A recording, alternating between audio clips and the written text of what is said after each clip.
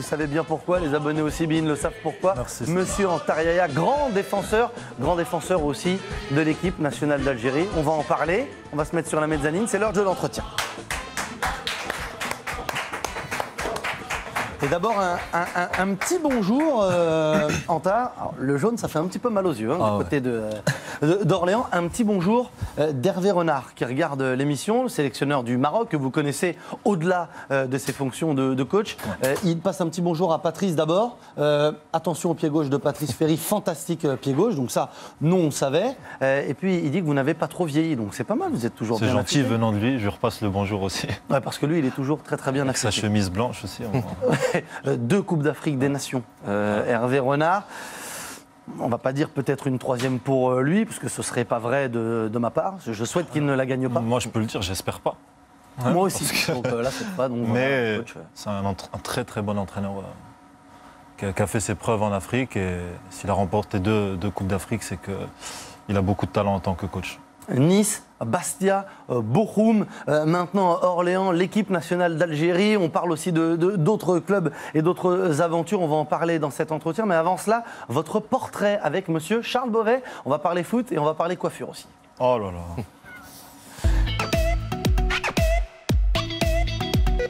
Si je parle coiffure, je parle chemise. On va parler foot d'abord. On a déjà parlé chemise. On va parler foot d'abord avec votre CV, histoire de voir que vous êtes le genre de garçon qui avait un petit peu la bougeotte.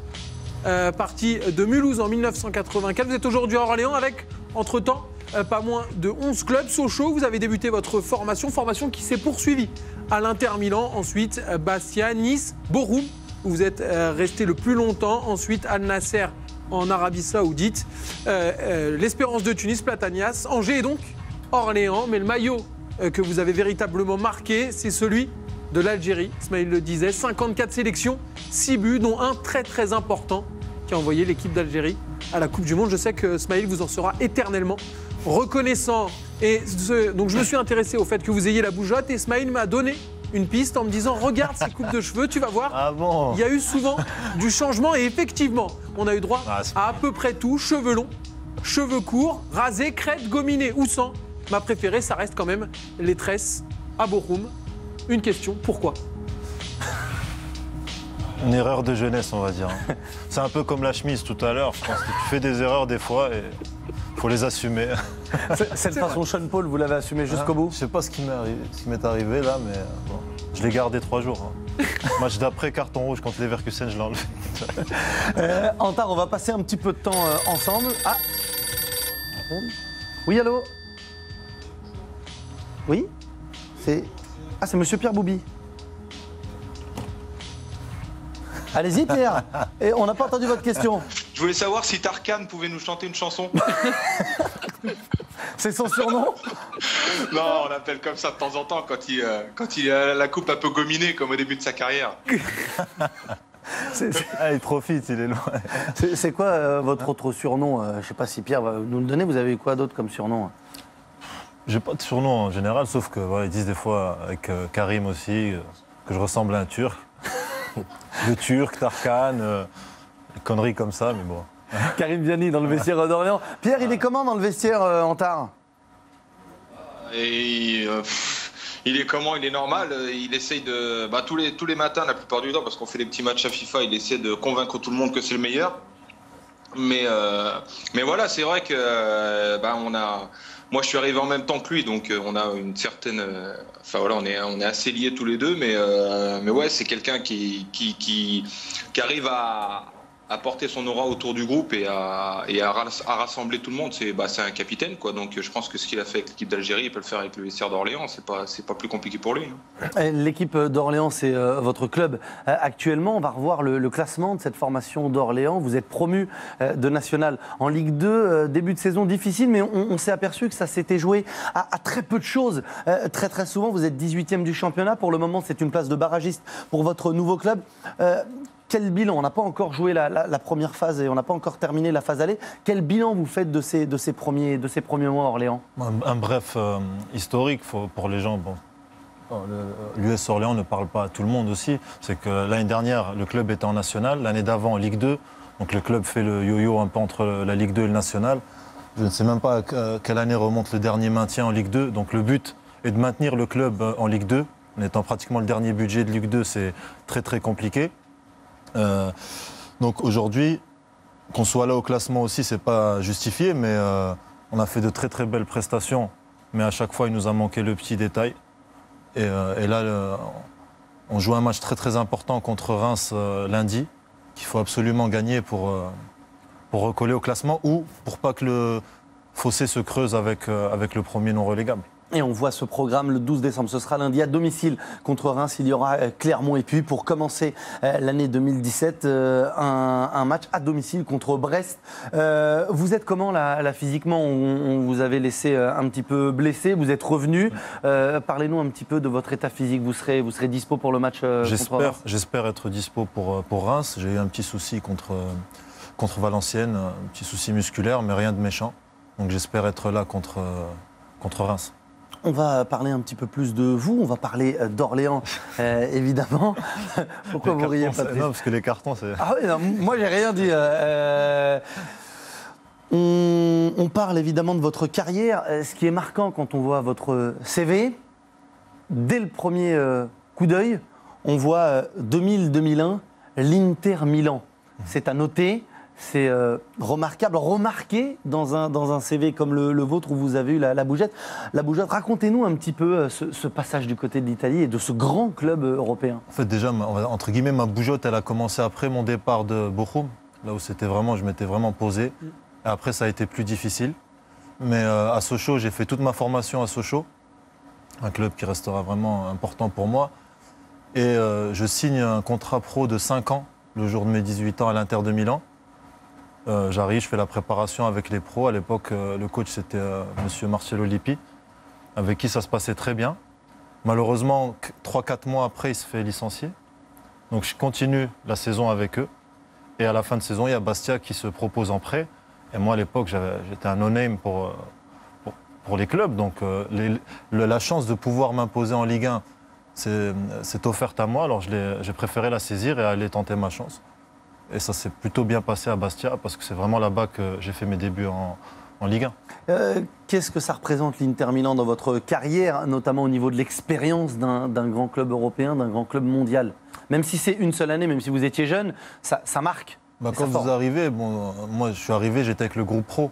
Alors qu'à Sochaux, je me suis entraîné 2 fois avec les pros. Je suis arrivé, j'étais en chambre avec Laurent Blanc, avec... Recoba, avec Pirlo, quand vous les regardez à la télé et que du jour au lendemain vous vous entraînez avec eux, déjà forcément à l'entraînement vous progressez, puis on arrive, on voit le professionnalisme de suite par la grande porte. Donc c'était vraiment une belle expérience. Après, il y a d'autres joueurs aussi qui ont connu ce genre d'expérience, mais pour qui la carrière s'est arrêtée là, parce qu'on peut partir après dans des embrouilles, se faire prêter en série C à droite, à gauche. Quand je revois je rembobine la cassette, je me dis que j'ai bien fait d'aller à Bastia et de prendre vraiment l'envol d'une carrière normale. Oui, d'une belle carrière en club et en sélection. On en reparlera dans quelques instants. Avant cela, j'aimerais rebondir sur ce qu'a dit Pierre, votre rôle dans le vestiaire. Vous êtes un vrai capitaine, ce que vous avez apporté en équipe d'AG, ce que vous apportez dans ce vestiaire de l'US Orléans. Comment vous voyez votre place dans ce vestiaire, dans cette équipe? Vous êtes un vrai moteur. En fait, pour moi, il y a des choses qui se font naturellement. Déjà, qu'on ait 20 ans ou 30 ans, quand on arrive quelque part, même si on a la crédibilité un peu de la carrière, on doit faire sa place par ses prestations et par le respect qu'on montre aux gens, que ce soit de l'intendant, au kiné, au médecin, à tout le monde, aux plus jeunes joueurs. Après, on reçoit aussi ce respect en retour. Et c'est ce qui s'est passé à Orléans. J'ai eu la chance de jouer tout de suite dès que je suis arrivé. Une semaine après, j'ai joué le premier match en championnat. Après, j'ai enchaîné les matchs. Et pour moi, il y a des facteurs qui sont très importants comme le respect, la loyauté, le travail. Et quand on arrive à dégager ces valeurs-là, je pense que les partenaires ou le club ne peut que vous respecter. Évidemment, on va parler aussi de votre carrière en sélection. On a quelques images à vous montrer. Les premières images à vous montrer, ce ne sont pas des images de terrain. C'est quelque chose qui vous a sûrement marqué en tant que joueur de foot, mais aussi et sûrement en tant qu'homme. On est en 2009, vous jouez le match retour, dernier match normalement de phase de poule en Égypte, au Caire pour aller à la Coupe du Monde avec l'équipe d'Algérie.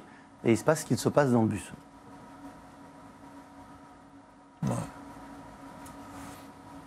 C'est pas. C'est-à-dire, quand je le revois comme ça, moi, ça me. Il y a toujours un petit peu. Je bouillonne un peu parce qu'à l'époque, ce qui s'est passé était vraiment très grave et je reste persuadé que s'il y a un match comme ça a lieu en Europe, il n'y a pas de match derrière. Donc, malheureusement. Attaque, on rappelle, contre le bus de l'équipe d'Algérie. On voit des joueurs en sang. On a vu Rafik Halich. Il y avait Lemouchia aussi qui avait joué avec un bandage sur la tête. On le voit là. Évidemment, il y a les nerfs, mais il y a aussi cette force que vous aviez dans cette équipe d'Algérie, mais qui va être décuplée, je ne sais pas si c'est le bon terme, grâce à cet événement.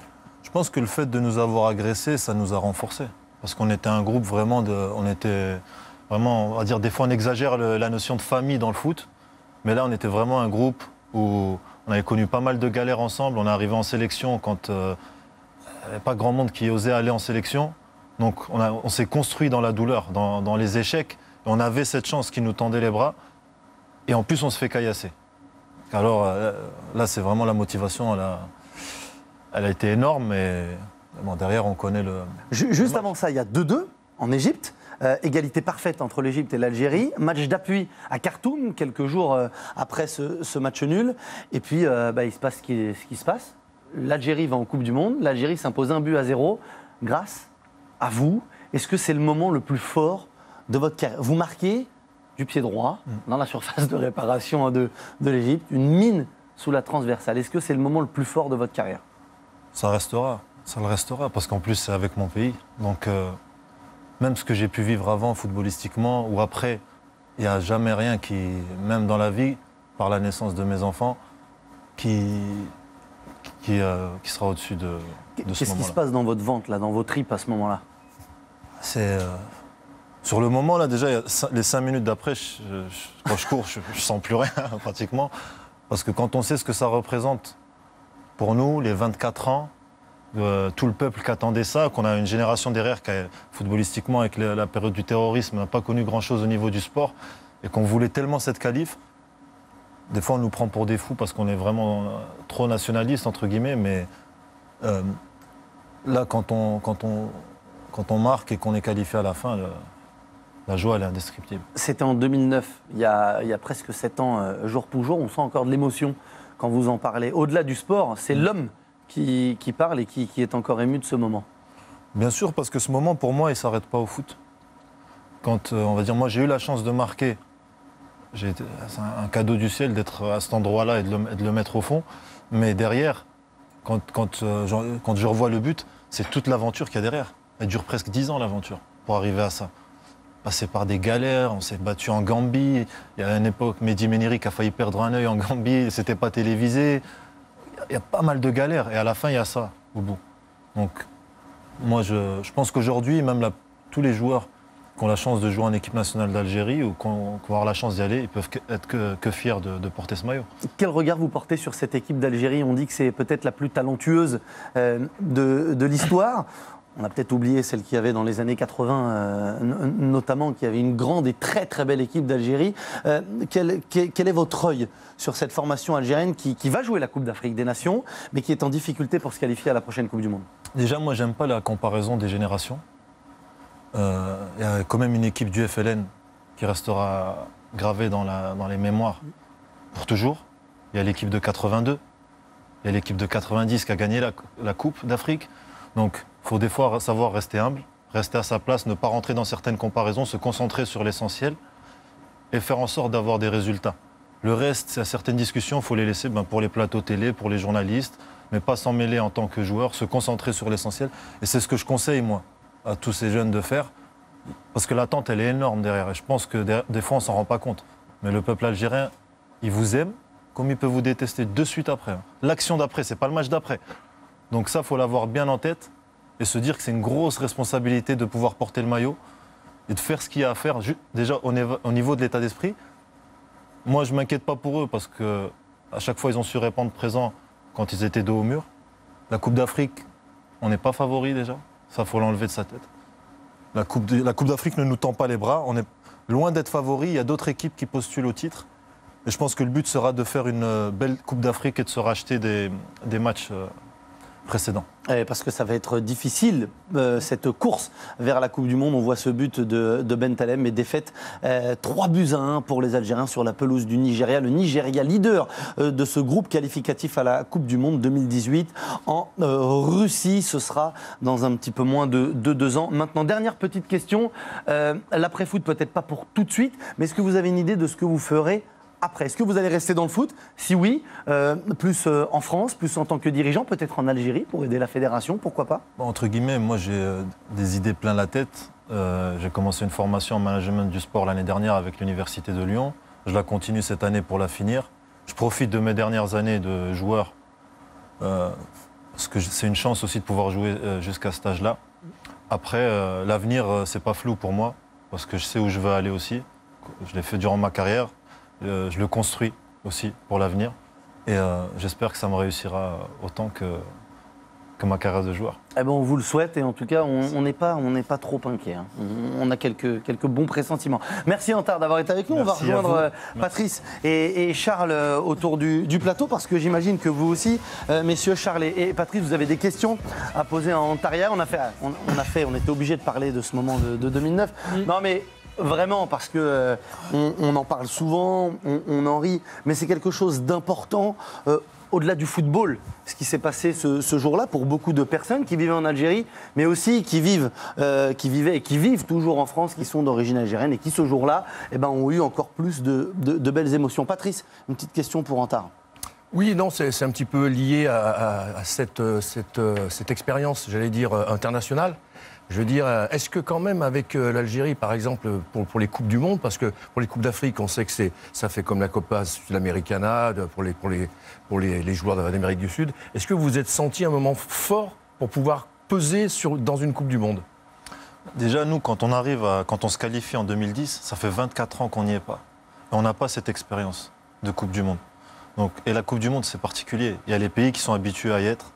Et nous, le but, l'équipe nationale, c'est de faire en sorte que l'Algérie soit en Coupe du Monde à chaque fois. Non, mais ce que je voulais dire par rapport à ça, Antar, c'est qu'elle est au Brésil. Donc là, d'un coup, on est un peu dans l'esprit chaud, comme les images que vous avez montrées. Donc si ça avait été une Coupe du Monde en Russie, je veux dire, effectivement, il y a un décalage un petit peu. Mais là, je pensais, d'abord par la qualité de l'équipe, mais que aussi le contexte, un petit peu, j'allais dire, sud-américain, pouvait vous aider dans ce sens-là. Je pense que c'est pas celle que j'ai faite. Moi, j'ai fait 2010 en Afrique du Sud. Oui, pardon, en Afrique du Sud. Je vous disais, pour nous, c'était nouveau. Donc, on avait envie de faire belle figure déjà et de faire un résultat, mais on sait qu'en Coupe du Monde, le premier match, il est décisif, pratiquement. Dans les groupes, pour espérer passer. Et nous, ce premier match, on le perd, mais on le perd aujourd'hui avec le recul par manque d'expérience. Peut-être on a joué un peu trop crispé, trop petit bras. On n'a pas assez joué pour le gagner. Et vous en parliez justement de ça entre vous? Mais après, il y a des choses dans le foot. Avec le recul, on peut les remarquer, mais sur le moment, on va pour le gagner. Mais comment on s'y prend sur le terrain, c'est différent. Je pense que si on a une ou deux Coupes du Monde avant, comme l'a fait la génération après en 2014, il y a cette expérience. Il y a quelques joueurs qui étaient là en 2010. Il y a cette expérience de 2010. Donc on sait que le premier match, pratiquement, où il est qualifiant. Il est qualifiant, où il y a un match qu'il va falloir gagner absolument. C'est ce qui se passe contre la Corée et qui donne l'espoir pour le deuxième tour. Mais c'est vrai que nous, je pense que le manque d'expérience, pour nous, en 2010, il a été déterminant. Dernière question, Charles, oui, moi j'avais juste remarqué que vous avez arrêté votre carrière internationale en 2012. Pourquoi si tôt? En fait, surtout encore, on va dire encore plus en Afrique, il faut savoir partir au bon moment. Moi, je suis arrivé dans un cycle en 2003 avec pas mal de gens. C'était une aventure humaine extraordinaire. Et je me retrouvais l'un des derniers avec une nouvelle génération qui arrivait. Je sentais qu'il était le moment de leur laisser la place, de se trouver ensemble, et puis moi de faire autre chose. Merci, Antar, d'avoir joué franc jeu avec nous pour votre carrière pour l'équipe d'Algérie. Restez bien avec nous, il reste encore une partie. On va jouer, on va tester un petit peu vos connaissances sur ce week-end niveau football, et puis on va écouter de la musique. Restez bien avec nous, à tout de suite.